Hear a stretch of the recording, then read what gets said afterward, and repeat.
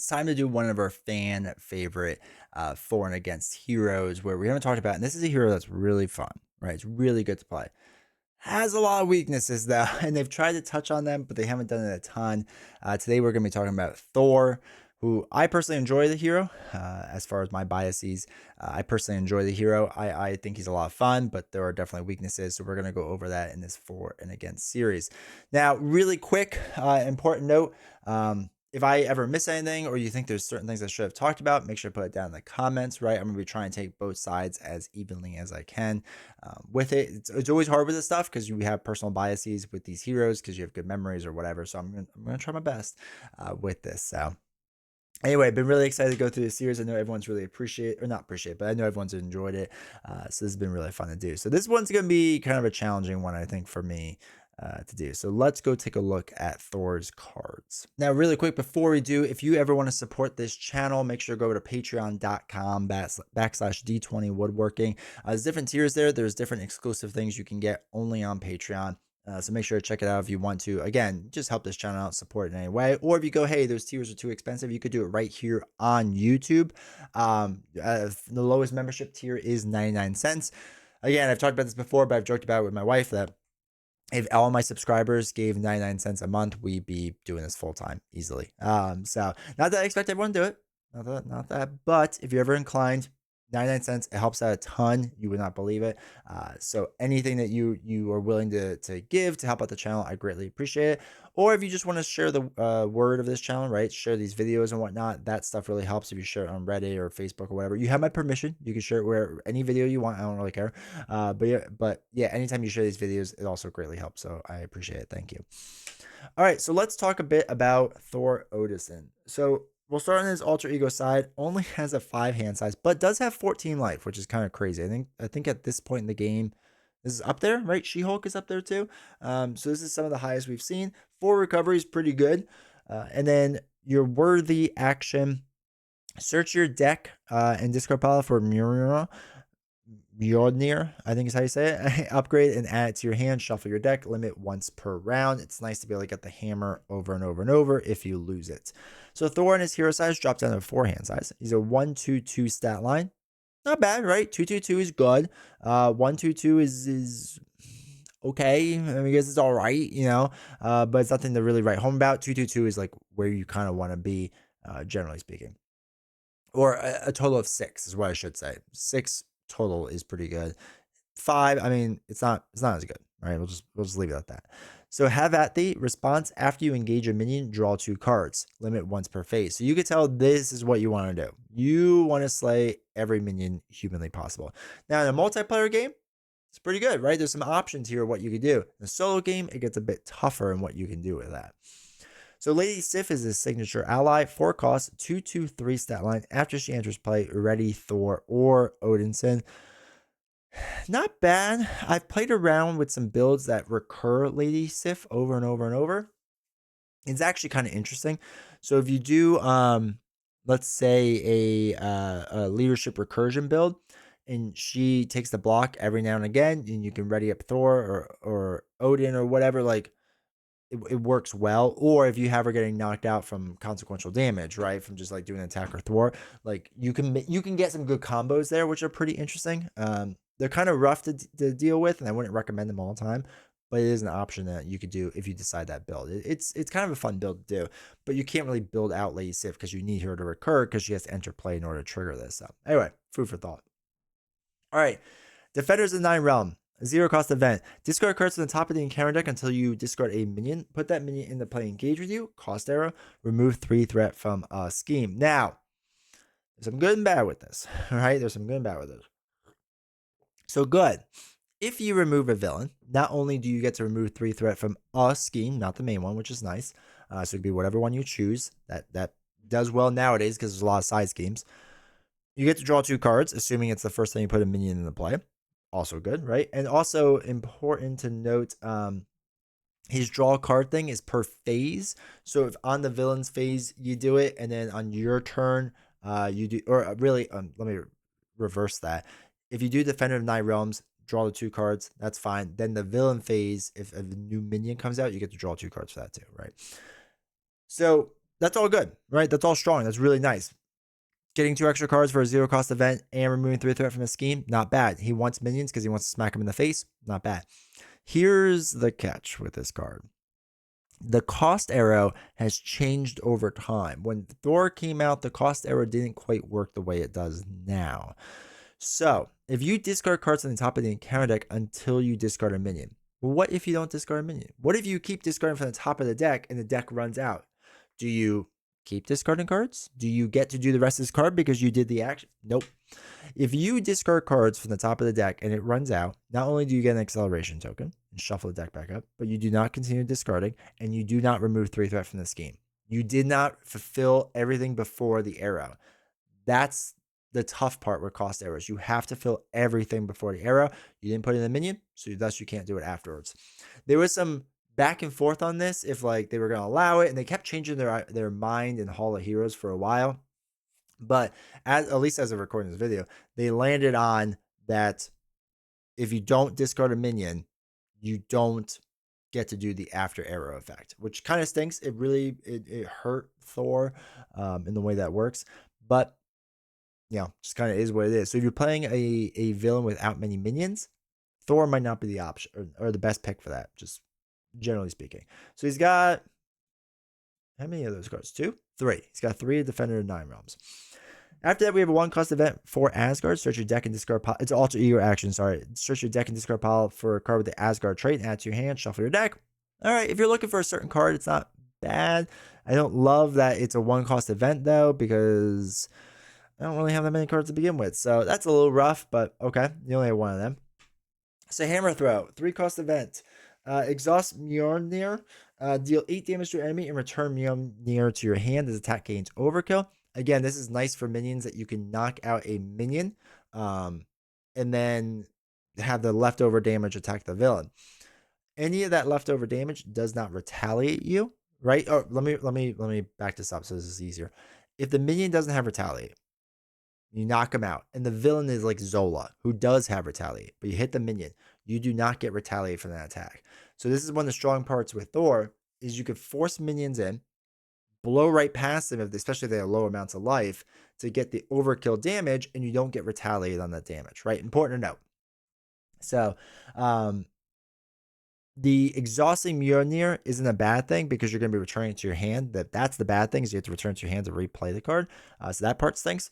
But even exhausting it, it's fine. It's just that if Mjolnir got exhausted for something else, you wouldn't be able to play this card. That's the downside. But when you play Mjolnir again, it comes in unexhausted. So it doesn't like re-enter play exhausted.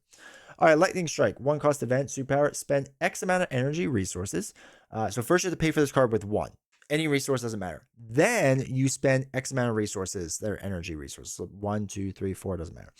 Deal X damage, so 1, 2, 3, 4, doesn't matter, to the villain and each minion engaged with you. This attack ignores tough statuses if you have the aerial trait. This is still a time when they kind of like protected the aerial trait, when they didn't just give it out to any hero. That happens later where they stop caring about that. So aerial trait, good with Thor if you can get it to work. Especially for this card. Lightning Strike is a really strong card. I mean, if you have 10 energy resources and you could just do 10 damage, like, go for it. Like, really go for it. It's actually kind of a really kind of crazy card. I really like the way that this works, especially with taking out all the minions too. It's really strong. So there's 2 of them. All right, so Asgard, 3 cost support. You get +1 hand size. This is your hero and alter ego, right? It doesn't say your hero gets 1 hand size or your alter. No, it's both. So you go up to like a normal hand size amount. You definitely want to get this card in there. God of Thunder is 2 of these cards, so 2 cost upgrades. Exhaust God of Thunder to generate an energy resource. Really strong. He's going to need energy resources. He's going to need resource generators in general. Get these cards out on the table as fast as humanly possible. Then you have Mjolnir, which is a 1 cost upgrade restricted, so you can only have 2 restricted cards per player. He gets +1 attack, which is really nice. So we get up to that 2/2/2 averaged out stat line that we want, and he gains the aerial trait. So as long as you have the hammer, your aerial, Lightning Strike does a lot more, etc. It's a really good card. And obviously it's a card that you need to like do most of the things that you want in your deck. Excuse me. Then we have Thor's helmet, 2 cost upgrade. You get +5 hit points. Starts off at 14? So up to 19 life, which is crazy. If you run endurance with it, you're up to 22 life. taking damage should not be that big of a thing. You flip down now and again to heal Thor if you want. There's enough cards out there to keep Thor on his hero side to just keep healing yourself. Like, that's fine. So that's the deck that he has. It's more straightforward. We just did Miss Marvel last time. Miss Marvel's a little complicated. Thor is a bit easier to deal with, right? Thor is a bit easier to work, in my opinion. Really strong stuff. Really just trying to overwhelm and overpower your enemy is kind of Thor's MO there. All right, so with Thor, let's start with solo, then we'll talk a bit about multiplayer. Solo, he's very hard to navigate. He's very hard to pilot, right? Like, it's a tough time because, again, there's the Defender of Nine Realms card can remove some threat, not a ton.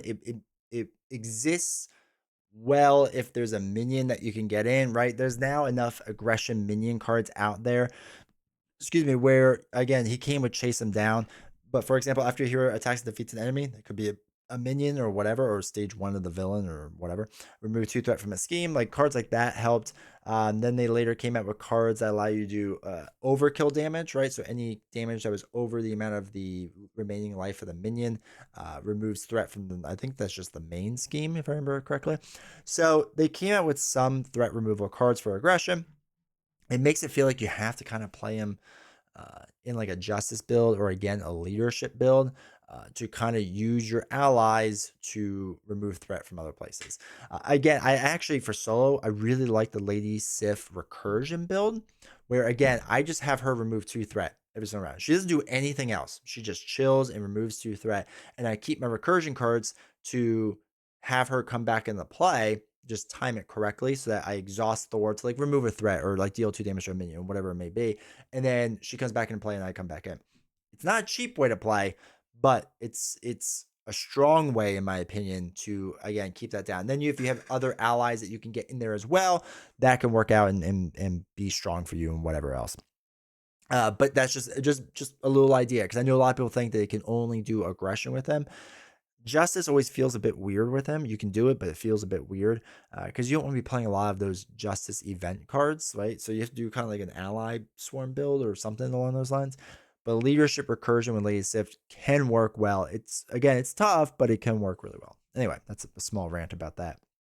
So Thor is really good at destroying everything on the board. I mean, minions, villains, it does not matter. They will not be there much longer. So that leads a lot of people in solo to just kind of do a more rush strategy with him, which I understand, because you'd be able to swing for 3.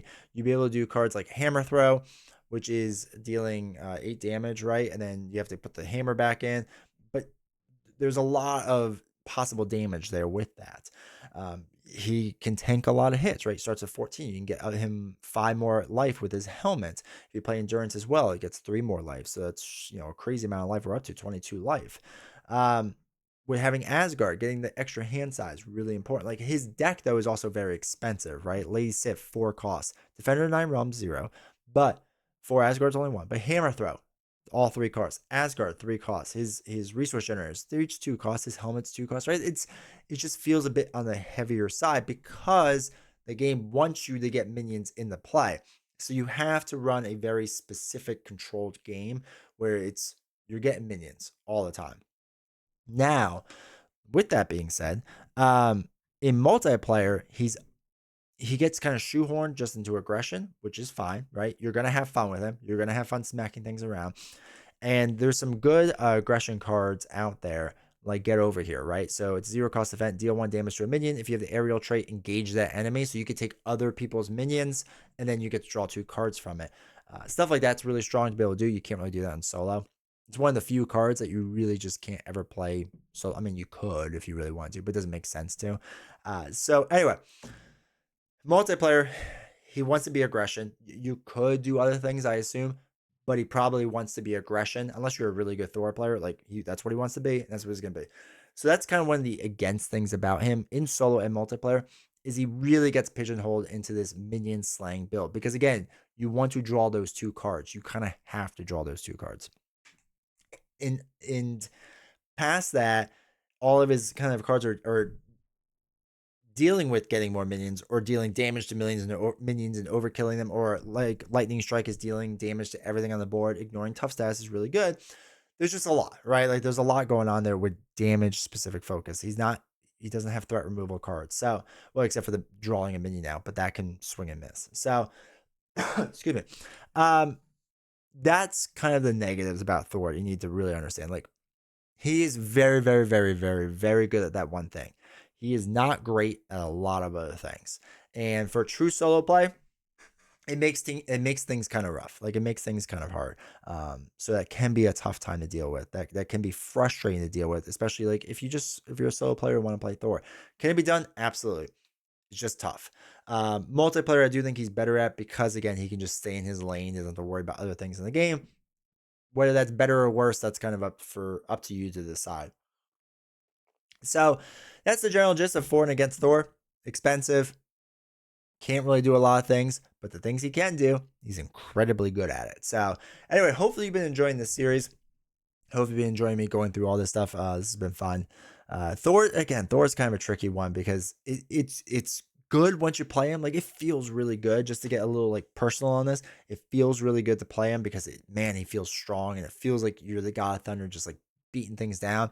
But when there's so much going on in the game, especially today's game, where there's side schemes you have to worry about, main schemes, whatever it may be, conditions, treachery cards, environments, Thor seems to kind of struggle with a lot of that stuff. He seems to slow down a bit. So I love him as a hero. I think he's a lot of fun because the thing he does is a lot of fun, but it can be frustrating at times dealing with that. So, anyway, like I said, hopefully you've been enjoying the series. Let me know your thoughts about Thor down below. Make sure to hit like, subscribe, comment, all that fun stuff. If you've been listening on the podcast to these episodes, I really appreciate it. Thank you for your support, and I will see you all next time.